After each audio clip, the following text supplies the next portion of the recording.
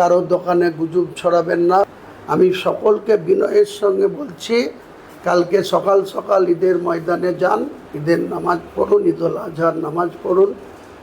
তারপরে আপনাদের নিজের নিজের যে কর্তব্য, যেটা বকরি যাদের আছে বকরি, যাদের অন্য পশু আছে তারা সরাসরি তাদের গেরাটোপের জায়গায়, নিজস্ব জায়গায়, কোনো পাবলিক প্লেসে করবেন না।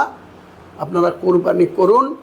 তারপরে যদি কোনো প্রশাসন এই কুরবানি করার জন্য আপনাদেরকে কেসে ভুগায়, আমি আপনাদের পাশে আছি, থাকব।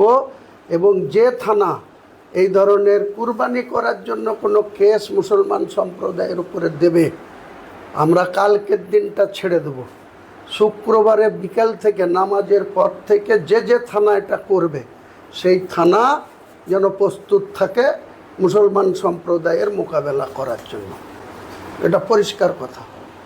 যদি ভদ্রভাবে, শান্তিপূর্ণভাবে যেটা বলছেন, সেটা আমি মুসলমান সম্প্রদায়ের মানুষকে বলছি যে আপনারা কোনো প্ররোচনায় পা দেবেন না, কোনো কারো দোকানে গুজব ছড়াবেন না, কেউ কোনো পশু কুরবানি করে তার ছবি তুলে ছাড়বেন না। যে ছাড়বে তাকে কিন্তু ভুগতে হবে, তার বিরুদ্ধে পুলিশ ব্যবস্থা নিলে আমরা কিন্তু পুলিশকে কিছু বলবো না। আর আননেসেসারি যদি কোনো পুলিশ, কোনো থানা যদি মুসলমানদের কুরবানি করার জন্য যদি কোনো কেস করে, আমি গোটা মুর্শিদাবাদ জেলার একজন জনপ্রতিনিধি হিসাবে কালকের দিন সহ্য করব।